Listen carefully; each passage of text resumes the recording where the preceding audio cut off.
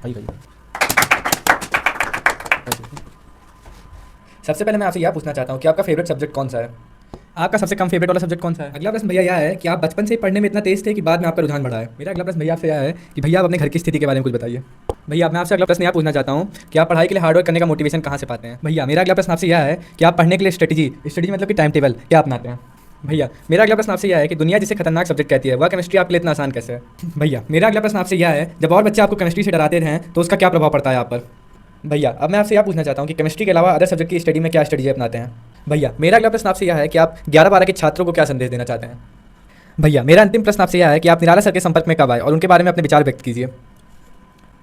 मैं निराला सर के बारे में क्या ही बोलूँ, लेकिन मतलब मुझे कभी ऐसा नहीं लगा था कि निराला सर जैसे टीचर से मुझे पढ़ने का सौभाग्य प्राप्त होगा।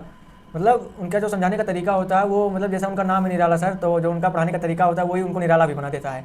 तो मैं मतलब सभी लोग से यही कहना चाहूँगा कि मतलब एक बार निराला सर का जो चैनल है कैनेट्स इंडिया, आप उस पर एक बार विजिट करें। और मतलब सर का ऑनलाइन कोर्स भी चलता है, आप ज़रूर एक बार ट्राई कर सकते हैं। और मैं मतलब ये कह सकता हूँ कि अगर आप एक बार पढ़ेंगे सर से तो कहीं ना कहीं आपके अंदर भी जो आप सब लोग कहते हैं कि केमिस्ट्री बहुत ही मतलब डरावना सब्जेक्ट है या मुझे समझ में नहीं आती है, मैं ये कह सकता हूँ कि मतलब सर से एक बार पढ़ने के बाद आप ये चीज़ें भूल जाएंगे और आपको भी केमिस्ट्री में पढ़ने में इंटरेस्ट बनेगा और आगे चल के कहीं ना कहीं केमिस्ट्री में कुछ बड़ा हासिल करेंगे। और अभी तो रुको, क्लाइमैक्स अभी बाकी है। नमस्कार दोस्तों, आप लोगों का इस चैनल पर बहुत बहुत स्वागत है। आज हमारे बीच अंश पांडे जी मौजूद हैं जो कि हमारे स्टूडेंट हैं और इन्होंने केमिस्ट्री में बहुत ही अच्छा परफॉर्मेंस दिया है और इसके लिए मैं इनको बहुत बहुत बधाई देना चाहता हूं। और लाइए मुँह मीठा कराएं।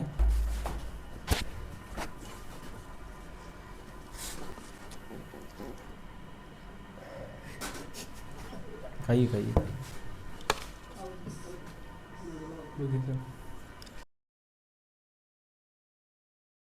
इन्होंने बहुत मेहनत से पढ़ाई किया है। जब मैं क्लास में पढ़ाता था तो देखता था जब और बच्चे किसी और काम में व्यस्त रहते थे तब भी ये कंसंट्रेट रहते थे। कभी मुझे इनको ये नहीं कहना पड़ा कि इधर ध्यान दीजिए, आप पढ़ाई पर ध्यान दीजिए। ये सेल्फ से ही पढ़ाई के प्रति डिवोटेड थे और इन्होंने बहुत ही अच्छा प्रदर्शन दिया है और हम लोगों का मान सम्मान बढ़ाया है। इनको तहे दिल से शुक्रिया। ऐसे ही ये जीवन के नित नए ऊंचाइयों को छुएं और इस कैनेट्स इंडिया परिवार के एक पहचान के रूप में देश में काम करें, यही मेरी शुभकामना है इनके साथ। मैं निराला सर से आग्रह करना चाहूँगा कि हमारे टॉपर भैया अंश पांडे को मेडल पहनाकर सम्मानित करें। लाइए।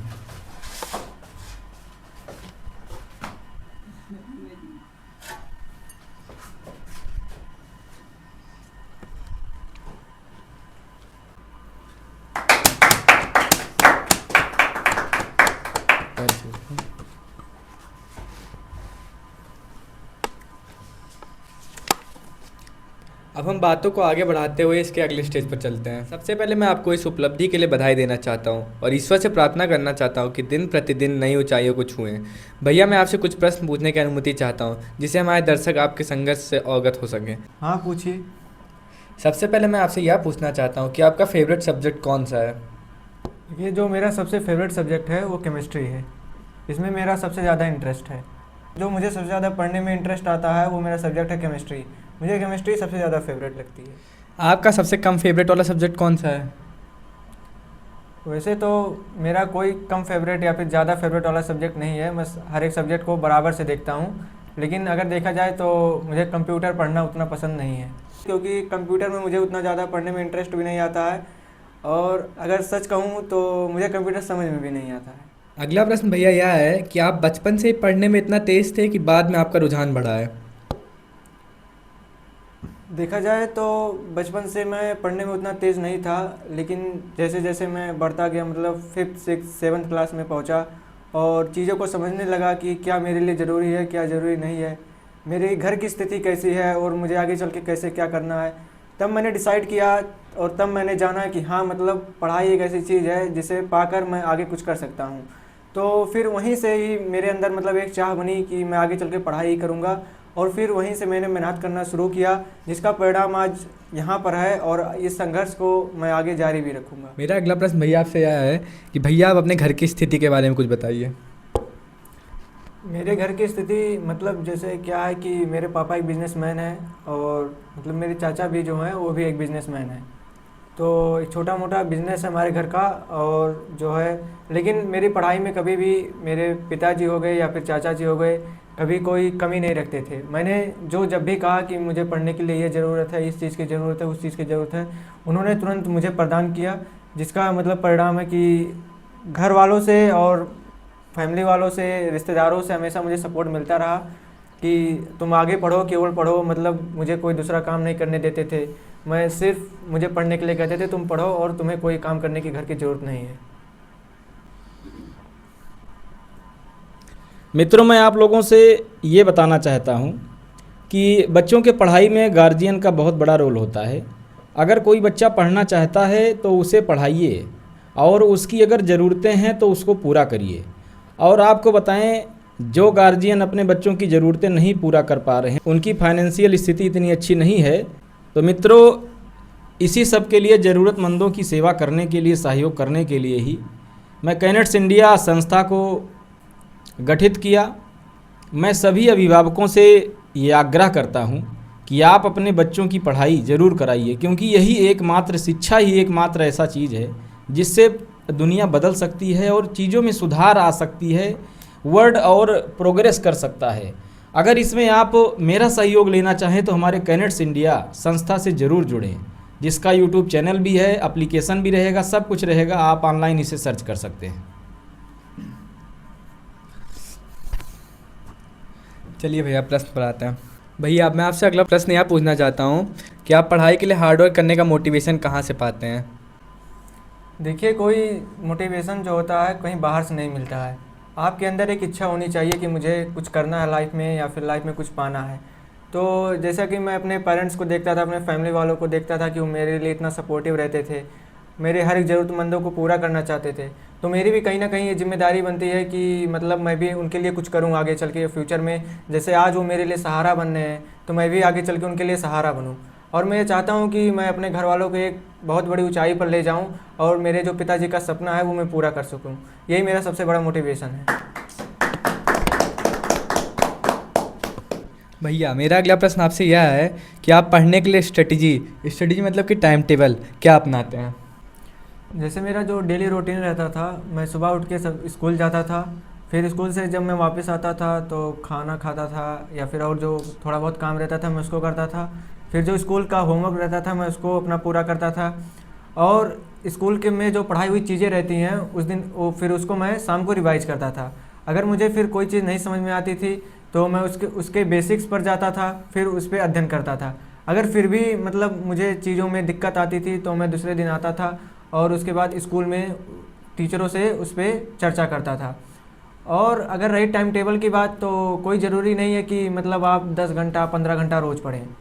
आप मतलब सभी लोग बताते हैं कि एक आप टाइम टेबल बना लीजिए कि मुझे इतने बजे से ये पढ़ना है, इतने बजे से ये पढ़ना है। ये कोई ज़रूरी नहीं है। सबका मानसिक जो क्षमता होता है वो अलग अलग होता है। कोई 8 घंटा पढ़ता है, कोई 10 घंटा पढ़ता है, कोई जो होता है वो 6 घंटा पढ़ के उन चीज़ों को समझ लेता है, कोई जो 15 घंटा पढ़ के भी वो चीज़ों को नहीं समझ पाता है। तो वो आपके दिमाग की क्षमता के ऊपर डिपेंड करता है कि आपको कितना मेहनत करना है और कितनी देर तक करना है। कोई ज़रूरी नहीं कि मतलब आप रात में 10-10 घंटा पढ़े या फिर सुबह पूरा दिन ही पढ़े ही जा रहे हैं। कम से कम आप पढ़ रहे हैं तो मतलब उसका रिजल्ट भी आपको दिखना चाहिए। ये नहीं है कि मतलब दिखा रहे हैं कि दिन भर किताब लेकर बैठे हैं, रात भर किताब लेकर। आप 2 ही घंटा पढ़ें, 3 ही घंटा पढ़ें, लेकिन आप उसको एकदम फोकस से पढ़ें कि हाँ मतलब जो मैं 2-3 घंटे में पढ़ा आगे चल के मुझे उसका रिजल्ट मिलना चाहिए। और फिर सबसे ज़रूरी जो चीज़ है, बच्चे क्या करते हैं, जो डाउट रहता है, डाउट को मतलब जैसे उन लोग के अंदर डाउट आया तो फिर वो सब उसी को ऐसे छोड़ देते हैं या फिर उसको टीचर से पूछने की कोशिश नहीं करते हैं। ये सबसे बड़ी गलती है। अगर आपके अंदर कोई भी डाउट आता है तो आप उसके बेसिक कॉन्सेप्ट को समझें, उसके मतलब बारीकियाँ को समझें कि मतलब कहाँ से ये चीज़ें शुरू हो रही हैं और मुझे क्यों नहीं समझ में आ रहा है। आप घर पे अलग अलग किताबों से, अलग अलग जगहों से मतलब उसके बारे में पढ़ सकते हैं। अगर आपको फिर भी नहीं समझ में आता है तो आप दोबारा स्कूल जाकर वहाँ से समझ सकते हैं। मतलब आपको ये नहीं करना है कि अगर मेरे अंदर डाउट आ रहा है तो मतलब मैं क्लास में पूछ लूँगा तो मेरी बेइज्जती हो जाएगी या फिर ये हो जाएगी। आपको अपने से मतलब है, मतलब अगर आपके अंदर डाउट आ रहा है कि मतलब ये चीज़ कैसे हुआ, तो अगर या तो वो सबसे छोटी चीज़ भी हो सकती है और कोई बड़ी चीज़ भी हो सकती है। हो सकता है कि आपकी तरह और भी बच्चों के मन में भी वही डाउट आ रहा है, लेकिन आपकी तरह वो भी मतलब शर्मा रहे हो कि मतलब क्लास में अगर मैं ये डाउट पूछ लूँगा तो मेरी बेइज्जती हो जाएगी। तो ऐसा कुछ आप डरिए मत, मतलब आप डाउट को पूछते रहिए। और यही है कि मतलब नियमित रूप से पढ़ाई करिए, कंसिस्टेंट होकर पढ़ाई करिए, डेली पढ़ाई करिए। ये नहीं है कि एक दिन आप 10 घंटा पढ़ रहे हैं तो एक दिन आप 2 ही घंटा पढ़े। आप 4 घंटा 5 घंटा पढ़िए, लेकिन आप डेली पढ़िए, कंसिस्टेंट से पढ़िए और फोकस होकर पढ़िए। भैया मेरा अगला प्रश्न आपसे यह है कि दुनिया जिसे खतरनाक सब्जेक्ट कहती है वह केमिस्ट्री आपके लिए इतना आसान कैसे है? पहले मेरी केमिस्ट्री उतनी अच्छी नहीं थी, मुझे केमिस्ट्री पढ़ना उतना अच्छा नहीं लगता था, क्योंकि जैसे फिजिकल केमिस्ट्री हो गया तो उसमें न्यूमेरिकल नहीं बनते थे, ऑर्गेनिक हो गया तो उसमें रिएक्शन नहीं समझ में आते थे। तो शुरू में कहीं ना कहीं मेरे अंदर भी ये डर था कि हाँ मतलब केमिस्ट्री एक खतरनाक सब्जेक्ट है। लेकिन 11th में जब मेरा संपर्क निराला सर से हुआ तो उन्होंने जिस तरह से मुझे चीज़ों को समझाया, या फिर जो भी सब्जेक्ट के अंदर चैप्टर्स होते थे वो एवरीडे लाइफ से मतलब जोड़ते गए और चीज़ों को इस तरह से समझाए कि मतलब हम लोग उसमें इंटरेस्ट लेने लगे। और फिर धीरे धीरे हम लोग को कहीं ना कहीं ये लगने लगा कि हाँ केमिस्ट्री भी हमारे आसपास की चीज़ों से जुड़ी हुई है, और अगर हम कोशिश करें और अगर एक हमें अच्छा टीचर मिल जा रहे हैं और मतलब अगर समझाने वाला कोई मिल जा रहा है, सपोर्टिव कोई मिल जा रहा है, तो कोई भी सब्जेक्ट हमारा इम्पॉसिबल नहीं है, या फिर कोई भी सब्जेक्ट हमें भयानक नहीं लगेगा। जब से मैंने निराला सर के संपर्क में आया तब से मतलब वो चीज़ों को बहुत ही सरल वे में और मतलब जो हमारे एवरीडे लाइफ होता है उसको चीज़ों से जोड़ते थे और फिर उस तरह से समझाते गए, और धीरे धीरे मेरा केमिस्ट्री में इंटरेस्ट बनता गया, जिसका परिणाम आज आप लोग देख रहे हैं। कोई भी सब्जेक्ट खतरनाक नहीं होता है, अगर वो बच्चों के लिए, स्टूडेंट के लिए बना हुआ है तो जाहिर सी बात है कि मतलब वो उनको समझ में आना चाहिए। और जैसा कि आपने कहा कि खतरनाक सब्जेक्ट हो गया, तो इसका कहीं ना कहीं ये भी कारण हो सकता है कि हम लोग उसके बेसिस को नहीं समझ पाते हैं। हर एक चैप्टर का, हर एक सब्जेक्ट का एक अपना बेसिक होता है। जैसे सभी बच्चों को क्या होता है, क्यों नर्सरी से पढ़ाया जाता है, ताकि वो मतलब वो धीरे धीरे अपने आप को बिल्ड कर सके, धीरे धीरे चीज़ों को समझे। अगर आपका बेसिक ही नहीं मजबूत रहेगा, या फिर आप जो मतलब निचले स्तर की चीज़ें होती हैं अगर आप उसी को नहीं समझ पाएंगे, तो 10th हो गया, 12th हो गया, इन सब क्लासेस में क्या होते हैं, चीज़ें थोड़ी मतलब बढ़ जाती हैं। तो अगर आपकी बेसिक ही नहीं स्ट्रांग रहेगी तो आप बड़ी चीज़ों को कैसे समझेंगे। यही धीरे धीरे मतलब आपके मन में ये पैदा कर देता है कि मतलब मेरा जो सब्जेक्ट है बहुत ही खतरनाक होता गया है। मित्रों एवं प्यारे बच्चों, मैं जब मार्कर उठाया था पढ़ाने के लिए तो मैंने केमिस्ट्री सब्जेक्ट ही क्यों चुना। जब मैं अध्यापक बना था तो मैंने देखा कि केमिस्ट्री के प्रति लोगों में बहुत दहशत है, लोग केमिस्ट्री समझ नहीं पाते हैं, बच्चे नहीं समझ पाते हैं। और बच्चों की आप बात छोड़ दीजिए, जो टीचर हैं, कोई मैथ का टीचर है, बायोलॉजी का टीचर है, फिजिक्स का टीचर है, किसी और सब्जेक्ट का टीचर है, तो वो भी कहते हैं कि केमिस्ट्री हमारे भी समझ में नहीं आई थी। और ये एक अफवाह के रूप में फैल रही थी कि केमिस्ट्री जो है बहुत कठिन सब्जेक्ट है। बच्चों के साथ साथ टीचर भी ये कहते थे, तो मुझे बड़ा ऑड लगा। और जब मार्कर मैंने उठाया तो सोचा कि अब सबसे पहला काम हमारा ये है कि केमिस्ट्री सब्जेक्ट को बच्चों के लिए इतना आसान बना दिया जाए कि उनको हिंदी से भी आसान, इंग्लिश से भी आसान लगने लगे। और इसी कार्य में मैं मित्रों लगा हुआ हूँ, और हमारे यूट्यूब चैनल भी आप देख रहे हैं, और मैं इन सब माध्यम से, ऐप भी हमने लॉन्च किया है, इन सब माध्यम से मैं केमिस्ट्री को आसान बनाने की कोशिश लगातार कर रहा हूं। और मैं बच्चों से अनुरोध करता हूं कि अगर आपको केमिस्ट्री समझ में आती है, आपकी केमिस्ट्री बढ़िया है, तो आप मेरे पास ना आइए, जहां आप पढ़ रहे हैं मेहनत से पढ़िए। लेकिन अगर आपको ये लगता है कि नहीं मुझे केमिस्ट्री में इम्प्रूवमेंट चाहिए, और इतना इम्प्रूवमेंट चाहिए कि आप 95+ चाहते हैं अपने मार्क्स, और ये चाहते हैं कि जिस भी एग्ज़ाम में बैठे केमिस्ट्री के क्वेश्चन आपसे गलत ना हो, तो मित्रों एक बार आप हमसे जुड़िए। हमारे चैनल पे पहले आप डेमो लीजिए, यूट्यूब चैनल पे फ्री वीडियोज आप देखिए। अगर आपको लगता है नहीं बढ़िया चल रहा है सब और हम एक दिन टॉपर बनेंगे ज़रूर, तब आप हमारे ऐप पर विजिट कर सकते हैं और ऑनलाइन कोर्स खरीद सकते हैं और अपने सब्जेक्ट को स्ट्रांग बना सकते हैं। मित्रों भैया मेरा अगला प्रश्न आपसे यह है, जब और बच्चे आपको केमिस्ट्री से डराते हैं तो उसका क्या प्रभाव पड़ता है आप पर?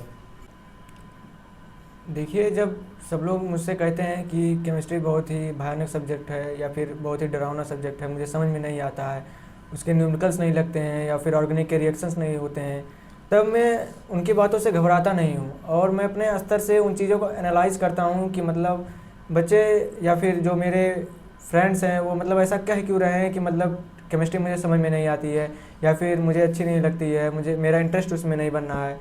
फिर मैं उसको चीज़ों को समझता हूँ और फिर उस पर एनालिसिस करता हूँ और मैं उनकी बातों को गलत साबित करने की कोशिश करता हूँ कि कहीं ना कहीं उन्हीं वही लोग जिम्मेदार हैं कि मतलब वो सब बेसिक से अपनी चीज़ों को स्ट्रांग नहीं किए और आज वो लोग केमिस्ट्री को दोष देते हैं कि केमिस्ट्री बहुत ही भयानक सब्जेक्ट है। बहुत अच्छा। भैया अब मैं आपसे यह पूछना चाहता हूँ कि केमिस्ट्री के अलावा अदर सब्जेक्ट की स्टडी में क्या स्ट्रेटेजी अपनाते हैं? अगर अलग सब्जेक्ट का देखा जाए तो मतलब ज़्यादातर बच्चे फिजिक्स हो गया, बायोलॉजी हो गया, इंग्लिश, हिंदी, यही सब मतलब सभी बच्चे मतलब 12th में जाकर चुनते हैं। तो मैं कहीं ना कहीं उनसे ये कहना चाहूँगा कि सबसे पहले अगर फिजिक्स की बात रही तो आप सबसे पहले फार्मूला जो होता है, मतलब क्वेश्चन बहुत बच्चे कहते हैं कि मतलब मैं क्वेश्चन पढ़ता हूँ तो समझ में नहीं आता है। तो सबसे पहले क्या है कि मतलब जो चैप्टर के क्वेश्चन है आप पहले चैप्टर के कॉन्सेप्ट को समझिए। बहुत बच्चे हैं क्या करते हैं कि मतलब जब कोई फार्मूला आ गया तो उसको रट लिए, फिर फार्मूला रट के उसके फिर क्वेश्चन करने चले गए। तो कुछ क्वेश्चन होंगे मतलब जो आपके डायरेक्ट फार्मूला पे लग जाएंगे, आपको ज़्यादा सोचना नहीं पड़ेगा। लेकिन कुछ क्वेश्चन मतलब बुक में ऐसे भी दिए होते हैं जो आपको सोचने पे मजबूर कर देते हैं। तो अगर आप केवल फार्मूला फिजिक्स में रट के करना चाहते हैं तो मतलब आप उससे बहुत अच्छा कर सकते हैं, पास हो सकते हैं, लेकिन ये नहीं है कि मतलब आप बहुत कुछ मतलब केमिस्ट्री में अच्छा कर सकते हैं। क्योंकि फिजिक्स में ये होता है कि आप एकदम उसको बेसिक से शुरू करिए। क्या होता है फिजिक्स में डेरिवेशन होता है, तो कुछ बच्चे क्या करते हैं कि केवल जो मतलब डेरिवेशन का जो रिजल्ट आया केवल उसी पर फोकस करते हैं और डेरिवेशन को ध्यान नहीं देते हैं। लेकिन जब आप पीछे क्वेश्चंस पर जाएंगे या फिर जब आप PYQ देखेंगे, मतलब बोर्ड के PYQ को देखेंगे, तो कुछ क्वेश्चन हमें ऐसे भी मिलते हैं जो डेरिवेशन बेस्ड होते हैं। तो अगर डेरिवेशन बेस्ड क्वेश्चन आ गया और आप अगर केवल फार्मूला रट के गए हैं तो जाहिर सी बात है आपसे वो क्वेश्चन नहीं बनेंगे। तो मैं ये कहना चाहता हूँ कि फिजिक्स में आप लोग डेरिवेशन पर भी ध्यान दीजिए कि मतलब ये चीज़ें मतलब जो फार्मूला आप रटे हुए हैं कहाँ से आया, कैसे क्या हुआ, या फिर कैसे वो चीज़ें आई यहाँ तक। और दूसरी बात फिजिक्स में यह है कि क्वेश्चन पढ़ने के बाद उसके अप्रोच को समझिए कि मतलब क्वेश्चन आपसे कहना क्या चाह रहा है या आपसे निकलवाना क्या चाह रहा है, वो आंसर क्या आपसे चाहता है। बहुत बच्चे होते हैं कहते हैं कि मैं क्वेश्चन पढ़ा उसके बाद मुझे समझ में नहीं आया कि मतलब क्वेश्चन पूछ क्या रहा है या फिर उसका आंसर कैसे लिखें। तो इसके लिए आप पहले क्वेश्चन को छोटे छोटे टुकड़ों में मतलब बांट लीजिए कि मतलब क्या क्या दिया है। सबसे पहले गिवन लिख लीजिए कि मतलब ये दिया है, फिर उसमें ये देखिए कि मतलब पूछ क्या रहा है। तो आप जैसे कि आपको ये पता चल जाएगा कि मतलब दिया क्या है और फिर उसके बाद हमें पूछना क्या है। उसके बाद फिर आप देखिए कि मतलब मैंने चैप्टर में इसके बारे में पढ़ा कहाँ है। तो अगर आप उसके बारे में पढ़े रहेंगे या फिर पीछे देखे रहेंगे तो अगर डायरेक्ट फार्मूला बेस होगा तो आप तो उसको डायरेक्ट सॉल्व कर ले जाएंगे। लेकिन अब वही मैंने आपको बात बताई कि अगर डेरिवेशन रहा, डेरिवेशन बेस्ड क्वेश्चन रहा, तो आपको कहीं ना कहीं चीज़ों की बेसिक जो मतलब वो टॉपिक रहेगा या फिर जो क्वेश्चन रहेगा उसका जो बेसिक होगा आपको उसके बारे में जानना जरूरी होता है, तभी आप वो क्वेश्चन कर सकते हैं। और दूसरी बात रही कि फिजिक्स में सबसे ज़्यादा ज़रूरी है प्रैक्टिस। आप कितने तरह के क्वेश्चन को प्रैक्टिस करते हैं ये आप पे डिपेंड करता है। बहुत होता है क्या मतलब जो लोअर लेवल के क्वेश्चंस होते हैं वही करा के मतलब चैप्टर को फिनिश कर दिया जाता है, इससे कुछ नहीं होने वाला। आपको अच्छे तरह से क्वेश्चन प्रैक्टिस करना है। और ये भी नहीं है कि मतलब आप इधर का बुक ले लिए उधर का बुक ले लिए, 4 बुक 5 बुक लगा रहे हैं। आप 4-5 बुक को एक बार लगाने से अच्छा है आप एक बुक को 4-5 बार लगाएं। उससे क्या होगा, आप जितनी बार लगाएंगे आपके अंदर कुछ ना कुछ हर एक बार एक डाउट निकलेगा, या फिर आप जितनी बार उस बुक को लगाएंगे उतनी बार आपके अंदर मतलब कुछ ना कुछ आप उससे नया सीखेंगे। तो फिजिक्स में यही बात है कि मतलब प्रैक्टिस करिए, उसके बाद फार्मूला पे ध्यान दीजिए और जो डेरिवेशन बेस्ड क्वेश्चन आते हैं कहीं ना कहीं आप डेरिवेशन को भी समझिए और फिजिक्स को ये समझिए कि मतलब कहाँ से चीज़ें क्या आती हैं। क्योंकि अगर डायरेक्ट क्वेश्चन आ गया तब तो आप कर ले जाएंगे, लेकिन अगर आपको विजुलाइज करने के लिए आ गया या फिर आप उसको अपने समझ से करना चाहते हैं तो अगर आप चीज़ों को रटे रहेंगे तो बिल्कुल आप उसे नहीं कर सकते हैं। उसके बाद अगर बायोलॉजी को देखें तो बायोलॉजी में क्वेश्चन सीधा NCERT बेस्ड आते हैं, जो 11, 12, 9, 10 की NCERT है। आप सिर्फ और सिर्फ NCERT को फॉलो करिए, आप उससे ज़्यादा एक्स्ट्रा कुछ पढ़ने की ज़रूरत नहीं है। जो टीचर्स के नोट्स होते हैं उसको फॉलो करिए और जो हमारा NCERT मतलब NCERT जितना दिया वो इनफ है आपके लिए। कोई भी चाहे कोई कम्पिटेटिव एग्जाम हो या फिर आपका बोर्ड हो, NCERT आपके लिए इनफ है।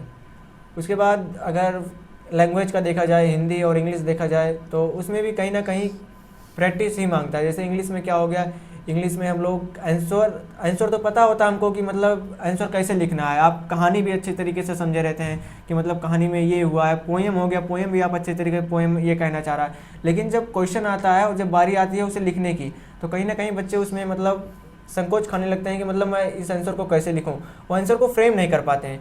इसके लिए सबसे ज़्यादा ज़रूरी है आपका वोकैब, मतलब जो वोकैब होता है वो आपका सबसे स्ट्रांग हो। आपको पता हो कि मतलब ये वर्ड हमारे लिए यहाँ पर सटीक बैठेगा, क्योंकि इंग्लिश में क्या होता है कि मतलब एक ही इंग्लिश वर्ड का कई मीनिंग होता है। तो आपको ये पता होना चाहिए कि मतलब कहाँ पे कौन सा वर्ड हमारे लिए यूज करना अच्छा होगा। तो अगर आपका वोकैब मतलब स्ट्रांग होगा और आपके जो पहले सिंपल सेंटेंस स्टार्ट करिए, आप छोटे छोटे सेंटेंस को बनाइए, फिर उसको एक मतलब 2-3 लाइन में उसको चेंज करने का कोशिश करिए, फिर उसके बाद में पैराग्राफ में चेंज करने की कोशिश करिए। तो अगर आप धीरे धीरे प्रैक्टिस करेंगे, लिखने की प्रैक्टिस करेंगे, आंसर को फ्रेम करने की कोशिश करेंगे, जो चैप्टर के अंदर कीवर्ड्स दिए रहते हैं, जो चैप्टर के अंदर कीवर्ड्स रहते हैं बहुत इंपॉर्टेंट होते हैं, क्योंकि जो एग्जामिनर चेक करते हैं वो कहीं ना कहीं वही चैप्टर्स के कीवर्ड्स आपको देखना चाहते हैं। तो अगर आप आंसर लिख रहे हैं, आप मतलब थोड़ा बहुत इधर उधर भी लिख देंगे तो चलेगा, लेकिन अगर आप चैप्टर के कीवर्ड्स नहीं लिख के आ रहे हैं, मतलब चैप्टर में कुछ वर्ड ऐसे होते हैं जो मतलब उस आंसर में लिखना एकदम ज़रूरी होता है, अगर वो आप नहीं लिख के आ रहे हैं तो कहीं ना कहीं आपका नंबर जरूर कटेगा। लेकिन अगर आप चैप्टर के वही कीवर्ड्स अगर आप लिख दे रहे हैं और अंडरलाइन कर दे रहे हैं, तो जो टीचर का ध्यान होता है वो सिर्फ और सिर्फ उन्हीं कीवर्ड्स पे जाता है। तो उससे क्या होता है, टीचर्स को ये लगता है कि हाँ मतलब बच्चे ने पूरा चैप्टर अच्छे से पढ़ा या फिर उसको पूरी लाइन अच्छे से समझ में आती है। तो हिंदी इंग्लिश में बस यही करना है कि मतलब लास्ट में सैम्पल पेपर को आप लोग को अच्छे से सॉल्व करना है। अनसीन पैसेज दोनों में आता है, अनसीन पैसेज की आप लोग को अच्छे से प्रैक्टिस कर लेनी है कि मतलब कैसे क्वेश्चन हमको लिखना है। आप इंग्लिश हिंदी में क्या है कि अगर आपको आंसर नहीं समझ में आ रहा, आप पीछे जाके आंसर को पढ़िए कि मतलब क्वेश्चन मतलब ऐसे दिया तो मैं आंसर कैसे फ्रेम करूं।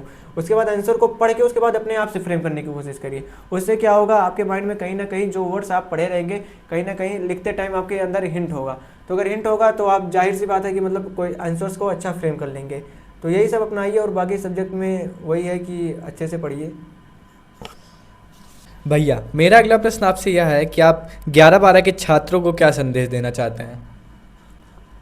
देखिए, मैं जो 11 और 12 में आने वाले जो मतलब बच्चे हैं उनसे मैं ये कहना चाहता हूँ कि आप 10th तक तो बहुत अच्छा करते हैं और आपको चीज़ें अच्छे से समझ में भी आती हैं, लेकिन जब आप ट्रांसफॉर्म करते हैं 10th से 11th में तो कहीं ना कहीं चीज़ें बदल जाती हैं। अगर आप 10th का एक बार सिलेबस उठा लीजिए और एक बार आप 11th का सिलेबस उठा लीजिए, तो जितना मतलब 10th का पूरा साइंस है उतने में केवल फिजिक्स का एक वैल्यूम है। तो कहीं ना कहीं जो हमारा सिलेबस होता है वो बहुत ही मतलब बड़ा हो जाता है। और उसके बाद जो 11th का सिलेबस है वो ये नहीं है कि आप सीधा फार्मूला रट लिए उसके बाद उसको लिख के कॉपी में नंबर पा गए। 11th की जो चीज़ें हैं वो हमारे समझने वाली चीज़ें हैं, या फिर हम उनको जब तक हम उनको अच्छे से समझेंगे नहीं, अपनी डेली लाइफ के से कनेक्ट नहीं करेंगे, तब तक हमको चीज़ों में समझ में नहीं आएगा। तो बहुत बच्चे क्या करते हैं, शुरू में पढ़े वो NLM पढ़ लिए, न्यूटन लॉ ऑफ मोशन पढ़ लिए और मोशन इन 2D पढ़ लिए, 1D पढ़ लिए। तो ये सब जब आते हैं तो हर एक क्वेश्चन का मतलब अलग अप्रोच बनता है 11th में। हर एक क्वेश्चन में आप लोग को समझना पड़ेगा कि हमको कहाँ पे कौन सा फार्मूला यूज होता है। कहीं का भी फार्मूला कहीं भी उठ के लग जाता है। तो बच्चे इससे क्या होता है, अपना पेशेंस खो देते हैं कि मतलब मुझसे क्वेश्चन नहीं बनने हैं, ये होगा वो होगा, मैंने शायद मैथ लेकर फिजिक्स लेकर गलती कर दी, इससे बड़े मैं कॉमर्स ले लिया होता। तो मतलब सबसे मेन बात आपको पेशेंस नहीं खोना, क्योंकि ये मेरे साथ खुद हुआ था कि मैं जब शुरू में 11th में आया था तो मुझसे क्वेश्चंस नहीं बनने थे। तो मैं भी आप लोग की तरह मतलब ये सोचता था कि मतलब क्वेश्चंस नहीं बनने कैसे क्या होगा। लेकिन धीरे धीरे आप जब प्रैक्टिस करेंगे, उन चीज़ों को बार बार विजुलाइज करेंगे, और जैसे मान लीजिए पहली बार में अगर आपसे कोई क्वेश्चन नहीं बनना है तो अक्सर बच्चे क्या करते हैं, उस क्वेश्चन को ऐसे ही छोड़ देते हैं। आपको ये नहीं करना है। जैसे अगर आपसे पहली बार में कोई क्वेश्चन नहीं बनना है तो उसको डाउट को जो मतलब जिस वजह से नहीं बनना है उसको उस डाउट को आप लोग सॉल्व करिए और फिर उस पर सर्कल कर दीजिए। और फिर जैसे 2 दिन 3 दिन बाद आप उस क्वेश्चन को फिर से अटेंड करिए जो आपसे क्वेश्चन नहीं बना था। तो इससे क्या होगा, जो मतलब पिछली बार आप मतलब भूल गए थे कि मतलब कहाँ पे कैसे क्या अप्रोच करना है, इस टाइम आपके दिमाग में वो हिंट करेगा कि हाँ मतलब ये वाला क्वेश्चन ऐसे लगेगा। तो हर एक चैप्टर में आपको सिर्फ ऐसे ही करना है कि मतलब चीज़ों को प्रैक्टिस करना है, एकदम बेसिक लेवल से क्वेश्चंस को लेकर एडवांस लेवल तक क्वेश्चंस को अगर आप प्रैक्टिस करेंगे तो जाहिर सी बात है मतलब चैप्टर कोई इतना डिफिकल्ट नहीं है। और यही है कि मतलब अगर किसी टॉपिक में या फिर किसी क्वेश्चन में अगर आपको डाउट आ रहा है तो उसको तुरंत वहीं पे सॉल्व कर लीजिए। नहीं तो वही होता है कि बाद में मतलब पूरा चैप्टर वो डाउट की तरह बन जाए। शुरू में कोई डाउट आ गया और लोग सॉल्व नहीं करते हैं तो धीरे धीरे क्या होता है, मतलब वो पूरा चैप्टर ही डाउट में आ जाता है। और टीचर भी अक्सर क्या कहते हैं, मतलब बहुत ही ज़्यादा 11th की फिजिक्स या फिर 11th की केमिस्ट्री बहुत ज़्यादा टफ है। तो आपको जो आप संघर्ष कर रहे हैं या फिर आप जो मेहनत कर रहे हैं, आप जो हार्ड वर्क कर रहे हैं, इन सब चीज़ों को आपको हावी नहीं होने देना है। आप अपने संघर्षों पर, आपके अपने हार्डवर्क पर भरोसा रखिए और कहीं ना कहीं अपने माता पिता को देखिए कि मतलब वो हमारे लिए कितनी मेहनत कर रहे हैं। उन्हीं के बारे में सोच के आप सिर्फ मेहनत करते जाइए, सफलता आपके हाथों में होगी।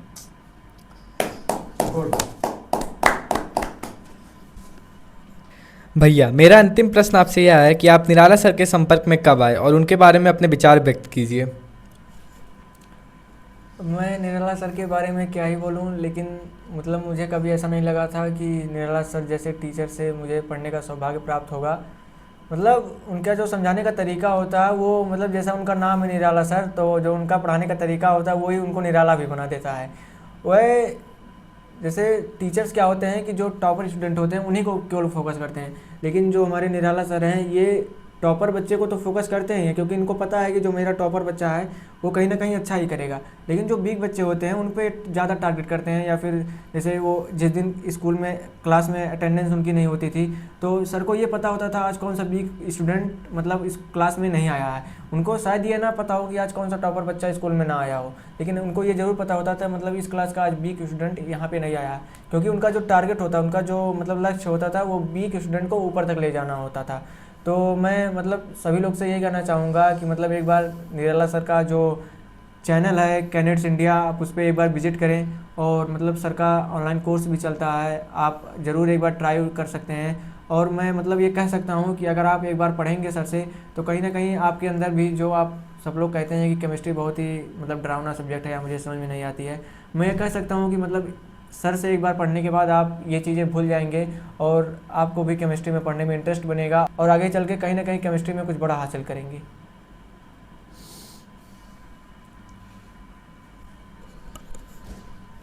ठीक है मित्रों, अंश पांडे जी ने जो हम लोगों के बीच इतना समय दिया इसके लिए मैं उनका तहे दिल से शुक्रगुजार हूँ। और इस इंटरव्यू के माध्यम से ऐसे विद्यार्थी जो संघर्ष कर रहे हैं उनके संघर्ष में जो जो समस्याएं आ रही हैं, तो ऐसा नहीं है कि इनके लाइफ में वो समस्याएं नहीं आई थी, लेकिन इन्होंने कितने दृढ़ता से उसको डिफीट किया और अपने संघर्ष को इन्होंने उन परिस्थितियों में भी जारी रखा जब इनको अदर लोग डिमोटिवेट करते थे। सबसे बड़ी दिक्कत तब आती है जब आप कोई काम कर रहे हो और आपको कोई डिमोटिवेट करने वाला मिल जाता है तो पूरा खेल ही पलट देता है और आपके संघर्ष को फिर से वो जीरो पर पहुंचा देता है। ऐसे कंडीशन में मित्रों अपने संघर्ष पर भरोसा रखें और लोगों को कहने दीजिए। लोगों का काम है कहना, भैया रामचंद्र जी मर्यादा पुरुषोत्तम है, लेकिन उन पर भी उंगली उठाने वालों ने उठाई।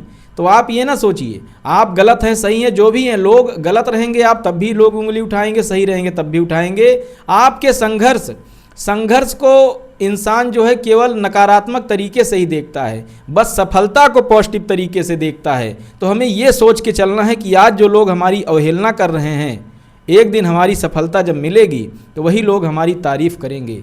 बस मित्रों यही सब आप अपने दिमाग में रखिए। प्यारे बच्चों, मैं आपसे कहना चाहता हूँ कि केवल केमिस्ट्री ही नहीं, मैं ऐसे ऐसे टीचरों को अपने चैनल पर लाना चाहता हूं, अपने साथ जोड़ना चाहता हूं जिनको 20-25 साल से टीचिंग एक्सपीरियंस है, अनुभव प्राप्त है, जो 8-10 किताबों को एकदम कंठस्थ कर लिए हैं, क्वेश्चन पर बेहतरीन कमांड है, एक एक क्वेश्चन कई तरीके से लगाते हैं। मैथ हो गया, फिजिक्स हो गया, केमिस्ट्री के और भी टीचर मैं रखूँगा, इंग्लिश हो गया, लैंग्वेज पर, ये सब चीज़ें बच्चों, प्यारे बच्चों, मैं आपके लिए करना चाहता हूँ।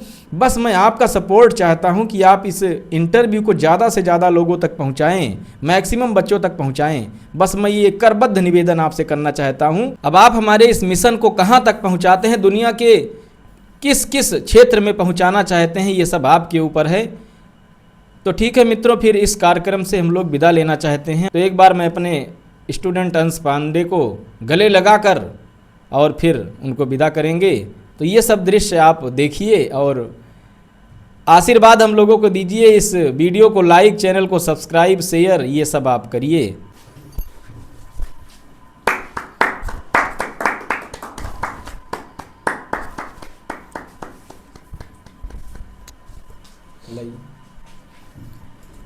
मित्रों, मैं इनसे परिचय करा देता हूँ। ये भी हमारे छात्र हैं जो कि 11th पास करके इस बार 12th में गए हैं। इनका नाम है जयेंद्र सिंह। किस ज़िले के हैं आप? बहराइच से। जो कि बहराइच ज़िले के हैं और यहाँ बस्ती में अध्ययन कर रहे हैं और इनका भी इच्छा है एक दिन बड़ा मुकाम हासिल करने का। बस आप लोग दुआ करिए कि ये भी अपने मुकाम तक पहुँचें और ऐसे ही शानदार इंटरव्यू उनके साथ भी अरेंज किया जाए। तो मित्रों, आप लोग हमें दीजिए इजाज़त। ऐसे ही आप हमसे जुड़े रहिए, अपना प्यार आशीर्वाद प्रदान करते रहिए। आपसे फिर मिलेंगे नए वीडियो में। जय हिंद, भारत माता की जय। और अगर तुम लोग नए हो तो सब्सक्राइब करो, वो जो लाल वाला बटन है उस पर फूट फेंक के मारो या फिर मोमबत्ती, मुझे नहीं पता, बस क्लिक हो जाना चाहिए।